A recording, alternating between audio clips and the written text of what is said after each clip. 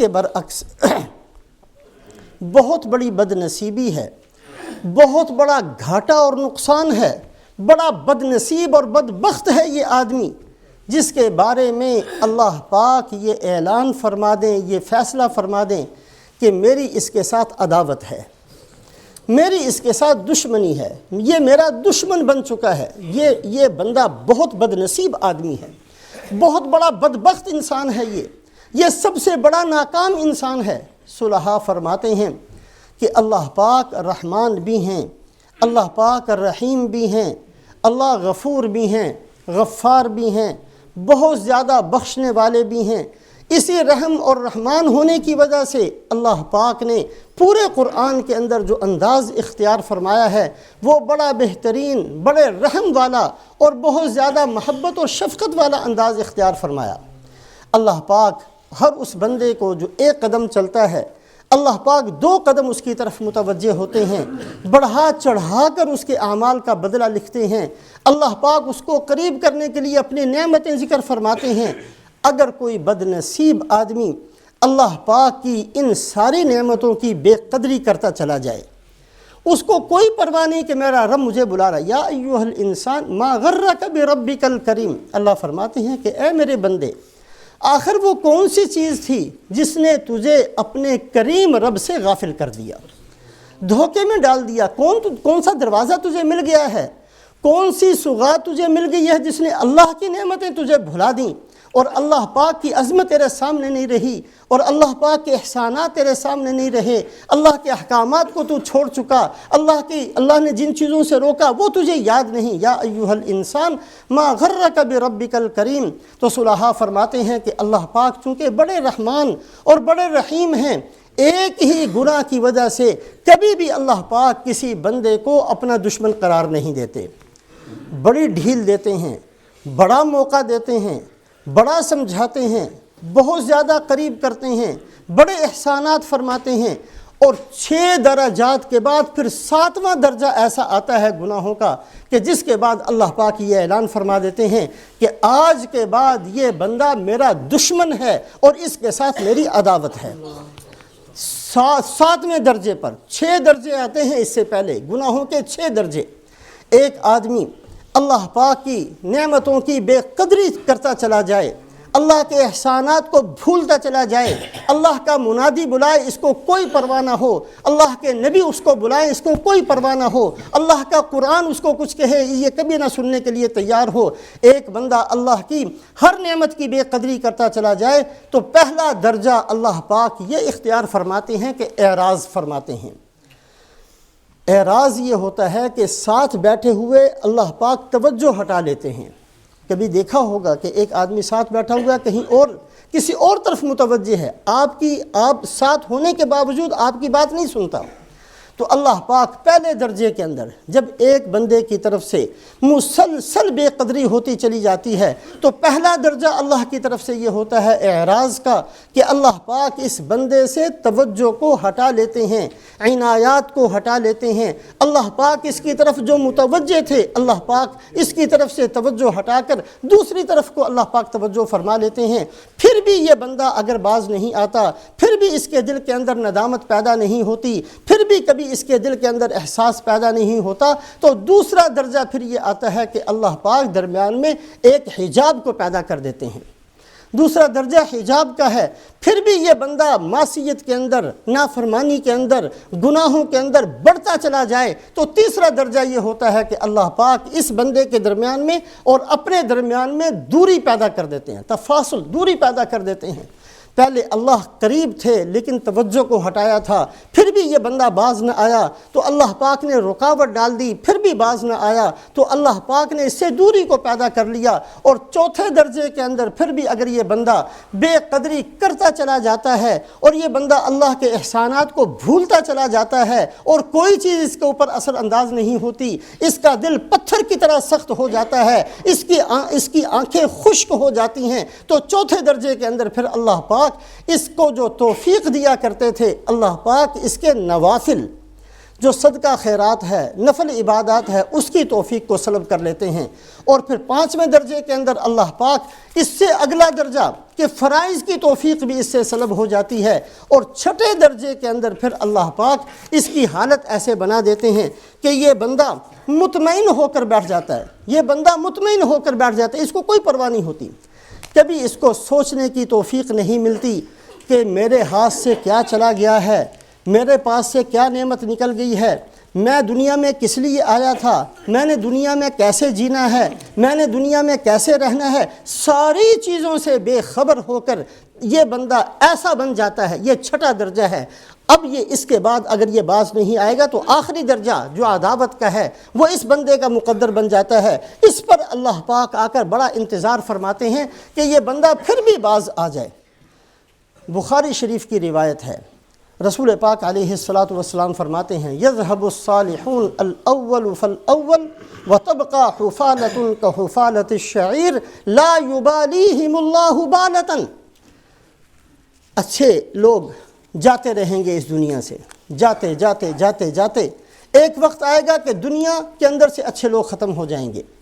جو بچیں گے دنیا بھری ہوگی، زمین بھری ہوگی، مکان آباد ہوں گے، شہر آباد ہوں گے، لیکن اس کے اندر ایک بندہ بھی ایسا نہیں ہوگا جو اللہ کا بندہ قرار دیا جائے، جس کو اللہ اپنا دوست قرار دیں۔ یہ سارے کے سارے ایسے ہیں جن کو اپنی گناہوں پر ندامت نہیں ہے، جو اللہ کی طرف متوجہ ہونے کے لیے تیار نہیں ہیں، اللہ کی نعمتیں کھاتے ہوئے اللہ کی نافرمانی پر تلے ہوئے ہیں۔ تو اللہ فرماتے ہیں وَتَبْقَى حُفَالَةٌ كَحُفَالَةِ الشَّعِيرِ، پھر ان کی حالت یہ ہے جیسے جو کا بھوسا ہوتا ہے، لا يُبَالِيهِمُ اللَّهُ بَالًا، پھر اللہ پاک بھی ان کی ذرا سی بھی پرواہ نہیں کرتے۔ ان میں سے کتنے مر گئے کوئی پرواہ نہیں ہوتی اللہ کو، کتنی کی ذلت اور رسوائی کے فیصلے ہو گئے اللہ پرواہ کرنے چھوڑ دیتے ہیں۔ اللہ پاک یہ مکھی اور مچھر کی طرح مرتے چلے جائیں، یہ ذلیل و رسوا ہو کر دنیا سے ختم ہوتے چلے جائیں، ان کا کوئی پرسان حال نہ ہو، اللہ پاک بھی ان کی طرف کوئی توجہ نہیں فرماتے۔ لا یبالیہم اللہ بالا، ذرا سی بھی پرواہ اللہ پاک ایسے بندوں کی ذرا سی بھی پرواہ نہیں فرماتے۔ یہ بخاری شریف کی روایت، بخاری شریف کی روایت، ابو داود شریف کی روایت، رسول پاک علیہ الصلاۃ والسلام فرماتے ہیں، ایک دفعہ آپ نے ذکر فرمایا تداعی علیکم الامم کما تداعی الآکلۃ الی قصعتها، ایسا وقت اے میری امت تمہارے اوپر آئے گا کہ ساری دنیا کی قومیں تمہارے اوپر ایسے جھپٹیں گی اور ایسا تمہیں کھا جانے کی کوشش کریں گی جیسے بھوکے کسی دسترخوان پر جھپٹتے ہیں، اور بھوکوں کو جو بھوک لگی ہو تو ہر بندہ کھانے کی طرف جھپٹتا ہے، ایسے وہ تمہیں آ کر تمہیں کھا جائیں گے۔ صحابی نے کہا یا رسول اللہ صلی اللہ علیہ وسلم ہم بہت تھوڑے ہوں گے کہ ہماری حالت یہ ہوگی؟ فرمایا نہیں، تم بہت زیادہ ہوگے، وَلَٰكِنَّكُمْ غُوثَاءٌ كَغُوثَاءِ السَّيْلِ، تم ہوگے بہت لیکن سمندر کی جھاگ کی طرح بے قیمت۔ اللہ کو کوئی پرواہ نہیں ہوگی تمہاری، اللہ کے ہاں کوئی قدر و قیمت باقی نہیں رہے گی، اس لیے کہ اللہ پاک بلاتے رہے، تم نے غفلت برتی، اللہ سمجھاتے رہے، تم نے سمجھنے کے لیے تیاری آمادگی کو ظاہر نہ کیا، اللہ پاک بہت موقع دیتے رہے، ہر موقع کو ضائع کرتے چلے گئے۔ اللہ پاک بھی ایسے وقت میں پھر توجہ کو ہٹا لیتے ہیں، اللہ کو ذرا سی بھی پرواہ نہیں رہتی۔ مولانا محمد یوسف صاحب رحمۃ اللہ علیہ نے حیات الصحابہ کتاب لکھی، صحابہ کی زندگی، اس کے اندر ایک باب لکھا ہے کہ صحابہ میں سے بعض حضرات جب دنیا سے گئے ہیں، کسی کو شہید کیا گیا، کسی پر ظلم ہوا، تو پورے دنیا کا نظام ایک بندے کے جانے سے بدل جایا کرتا تھا۔ حضرت امام حسین رضی اللہ تعالیٰ عنہ کی جب شہادت ہوئی ہے، کربلا کے اندر شہید کیے گئے، اس زمانے کے لوگ جو مسجد اقصیٰ کے قریب رہنے والے تھے وہ بتاتے ہیں، حالانکہ فاصلہ بہت ہے، وہ کہتے ہیں کہ جس دن حضرت امام حسین رضی اللہ تعالیٰ عنہ کی شہادت ہوئی، بیت المقدس کے اندر حالت یہ تھی کہ جس پتھر کو اٹھایا جاتا اس کے نیچے سے تازہ خون نکلتا۔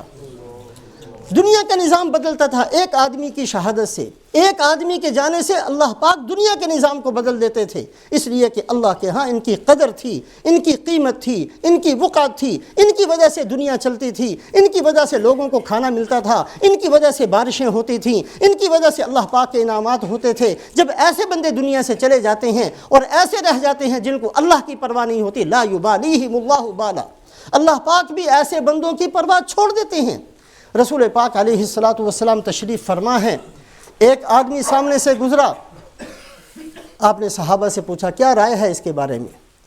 صحابہ نے کہا یا رسول اللہ صلی اللہ علیہ وسلم بڑا باعزت آدمی ہے، مالدار آدمی ہے، صاحب حیثیت آدمی ہے، کسی مجلس میں چلا جائے تو لوگ اس کے لیے جگہ خالی کر دیں، کہیں رشتے کا پیغام بھیجے تو ایک نہیں کئی جگہوں سے اس کا رشتہ قبول کر لیا جائے، جو اگر یہ کسی کے پاس جا کر سفارش کرے تو سارے اس کی بات کو قبول کریں۔ آپ نے خاموشی کو اختیار فرمایا۔ تھوڑی دیر کے بعد ایک پھٹے پرانے کپڑے والا سامنے سے گزرا، آپ نے فرمایا اس کے بارے میں کیا خیال ہے؟ کہا یا رسول اللہ غریب سا آدمی ہے، بالکل بیچارہ بے حیثیت سا ہے، کسی مجلس میں چلا جائے تو کسی کو پرواہ نہ ہو، کسی کی سفارش کرے کوئی اس کی بات نہ سنے، کسی گھر کے اندر شادی کا پیغام نکاح کا پیغام بھیجے تو کوئی قبول نہ کرے، بے حیثیت آدمی ہے۔ آپ نے فرمایا جو پہلا آدمی تھا اگر اس بندے سے ساری زمین بھر دی جائے تو یہ ایک آدمی ان سب سے زیادہ قیمتی ہے۔ قرآن پاک کی تفسیر ہے روح المعانی۔ روح المعانی کے اندر علامہ آلوسی رحمۃ اللہ علیہ نے ایک جگہ لکھا ہے کہ 13 بچے ایسے ہیں جنہوں نے بچپن کی حالت میں کلام کیا، جیسے حضرت عیسیٰ علیہ السلام ان میں سے ایک ہیں، چھوٹے سے تھے۔ حضرت مریم جب لے کر اپنی قوم کے پاس پہنچی ہیں تو حضرت عیسیٰ علیہ السلام 1 یا 2 دن کے تھے۔ قال انی عبد اللہ آتانی الکتاب وجعلنی نبیا وجعلنی مبارکا اینما کنت واوصانی بالصلاة والزکاة ما دمت حیا۔ یہ بہترین کلام حضرت عیسیٰ علیہ السلام نے 1 یا 2 دن کی عمر میں کہا، میں اللہ کا بندہ ہوں، اللہ نے مجھے نبی بنانا ہے۔ یہ ساری چیزیں حضرت عیسیٰ علیہ السلام نے بچپن کی حالت میں کہیں۔ اسی طریقے سے وَالسَّمَاءِ ذَاتِ الْبُرُوجِ، سورہ بروج کے اندر قصہ اللہ پاک نے اخدود والوں کا بیان کیا۔ بادشاہ جو بڑا ناراض تھا مسلمانوں سے، خندقیں کھودی، اس کو آگ سے بھر دیا، ایک ایک مسلمان کو اٹھا کر اس کے اندر پھینکنا شروع کیا۔ ایک عورت ہے، اس کی گود میں چھوٹا سا بچہ ہے، پہلے اس بچے کو چھینا، اس آگ کے اندر پھینک دیا، پھر اس عورت کو پھینکنے لگے تو وہ بچہ جو آگ میں بظاہر جلتا ہوا نظر آ رہا تھا، اس نے کہا کہ امی یہ آگ نہیں ہے، یہ جنت ہے، جلدی سے میرے پاس آ جاؤ۔ یہ بچہ جس نے بچپن میں کلام کیا، 11 بچوں کا نام لکھا۔ علامہ آلوسی رحمۃ اللہ علیہ نے روح المعانی قرآن پاک کی تفسیر ہے، اس کے اندر ایک بچہ ایسا بھی ہے، حدیث پاک سے ثابت، ایک باندی، ایک غریب عورت اپنے چھوٹے سے بچے کو گود میں اٹھا کر دودھ پلا رہی تھی، ایک نہر کے پل کے اوپر بیٹھی ہوئی، نہ بیچاری کے پاس گھر تھا نہ جھونپڑا تھا، ایک جگہ کو بیٹھ کر اس نے اپنے بچے کو دودھ پلانا شروع کیا۔ ایک بڑا رئیس سامنے سے گزرا اور اس کے ساتھ بہت بڑے غلام، بڑا لشکر، بڑی سواریاں، بہت بندے۔ اس عورت بیچاری غریب تھی، بہت زیادہ غریب تھی۔ اس نے اس کو دیکھا، اس نے کہا کہ اے اللہ میرا یہ بچہ جب بڑا ہو اس کو بھی ایسی ہی شان شوکت والا بنا دینا۔ وہ بچہ جو بہت چھوٹا سا دودھ پی رہا تھا، اس نے اس دودھ کو چھوڑا اور کہا کہ اللہ مجھے ہرگز ایسا نہ بنا، پھر دودھ پینا شروع کر دیا۔ تھوڑی دیر کے بعد ایک غریب سا آدمی گزرا ہے، لوگ اس کے گالیاں نکال رہے ہیں، آوازیں کس رہے ہیں اور اس کے اوپر بڑے تانوں کی آوازیں آ رہی ہیں۔ وہ گزرا تو اس عورت نے کہا کہ اللہ میرے بچے کو ایسا نہ بنانا۔ اس نے پھر دودھ پینا چھوڑا اور کہا کہ اللہ مجھے ایسے ہی بنا دینا۔ وہ جو پہلا تھا وہ بڑا ظالم تھا، اللہ کے ہاں اس کی کوئی قدر و قیمت نہیں تھی۔ یہ دوسرا بظاہر لوگ اس کو تانا دے رہے ہیں، اس کے اوپر الزام تراشی کر رہے ہیں، لیکن اللہ کے ہاں اس کی بڑی قدر و قیمت ہے۔ تو اللہ پاک بڑے رحمان اور بڑے رحیم ہیں، فوری طور پر کسی گناہ کے بعد بندے کو اپنا دشمن قرار نہیں دیتے ہیں، لیکن ایک بندہ مسلسل اللہ کی نعمتوں کی بے قدری کرتا چلا جائے اور روندتا چلا جائے ہر بات کو، اور وہ خواہشات کے اندر اس قدر ڈوبا ہوا ہو اور ایسا اس کے اندر غرق ہو جائے کہ اس کو فرصت ہی نہ ملے اپنی آخرت کو سوچنے کی، اپنی قبر کو سوچنے کی، اللہ کے سامنے کھڑے ہونا ہے اس بات کو سوچنے کی، میری زندگی کے تمام اعمال کا حساب ہوگا اس بات کو سوچنے کی، میرے جو گناہ میں نے چھپ کر کیے ہیں یہ ظاہر کر دیے جائیں گے اس بات کو سوچنے کی، کبھی اس کو فرصت ہی نہیں ملتی۔ اور یہ بندہ ہر درجے کے اندر اللہ کی نعمتوں کی بے قدری کرتے کرتے بڑھتے چلتا چلا جاتا ہے تو 6 درجات پہلے اللہ پاک اعراض فرماتے ہیں، پھر اللہ پردہ ڈال دیتے ہیں، پھر اللہ دوری اختیار فرما لیتے ہیں، پھر اللہ اس سے نوافل کی توفیق سلب کرتے ہیں، پھر فرائض کی توفیق بھی سلب ہو جاتی ہے، پھر بھی اس کو پرواہ نہیں ہوتی کہ میری نمازیں ختم ہو گئیں تو ہو گئیں۔ یہ بندہ مطمئن ہو کر بیٹھ جاتا ہے۔ اب یہ 7واں درجہ آتا ہے، پھر اللہ اعلان فرما دیتے ہیں، فیصلہ فرما دیتے ہیں، آج کے بعد یہ میرا دشمن ہے۔ یوم یحشر اعداء اللہ، اللہ نے اعداء اللہ کا لفظ ذکر کیا۔ اعداء کہتے ہیں دشمنوں کو۔ یوم یحشر اعداء اللہ الی النار فہم یوزعون،